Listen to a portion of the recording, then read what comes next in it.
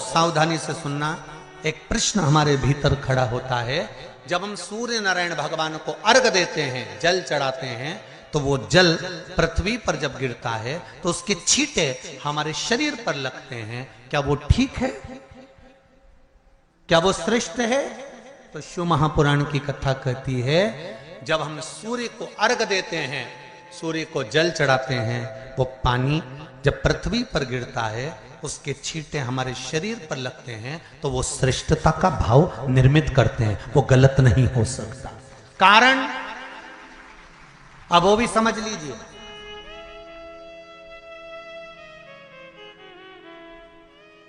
अब सूर्य नारायण भगवान को आप जल चढ़ा रहे हो तो छींटे नहीं लगे, उसके लिए क्या स्टूल पे चढ़ के चढ़ाओगे कि कुर्सी पे चढ़ के चढ़ाओगे? अरे बोलो तो सही। अब कई लोगों के दिमाग में यह बात भरा गई कि हम भगवान को जल चढ़ाते हैं, वो हमारे शरीर में छींटे लगते हैं, जमीन पे से पानी गिरता है, वो हमारे शरीर को छींटे लगते हैं, भगवान को अच्छा नहीं लगता होगा। कौन ने कहा? पहले तो उसको पकड़ के ला।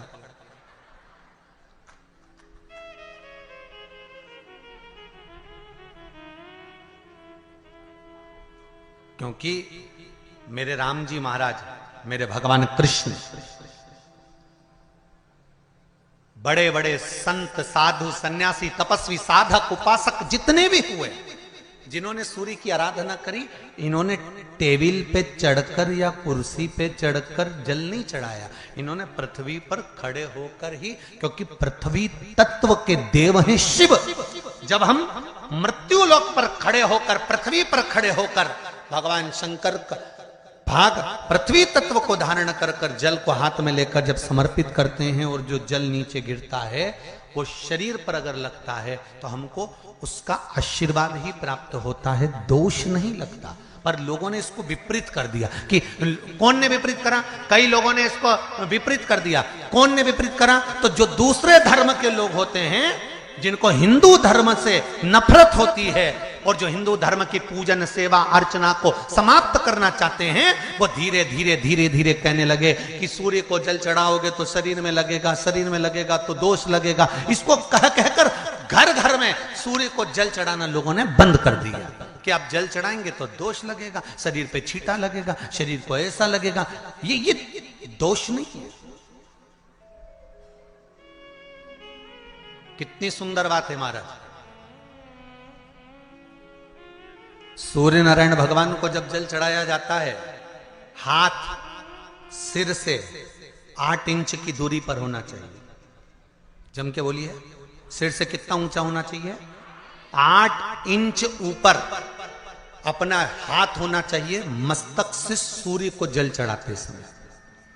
और ना चांदी का, ना स्टील का, ना लोहे का, ना प्लास्टिक का, ना कांच का, ना सोने का कोई बर्तन, ना कांसे का, ना एल्युमिनियम का, ना पीतल का, केवल एक पात्र होना चाहिए, वो है तांबे का। काय का पात्र होना चाहिए? तांबे का पात्र। और सूर्य नारायण भगवान को जब 8 इंच ऊपर तुम्हारा हस्त है, और जब हम सूर्य को जल चढ़ा रहे हैं, कैसे जल चढ़ाना है वो भी समझ लीजिए।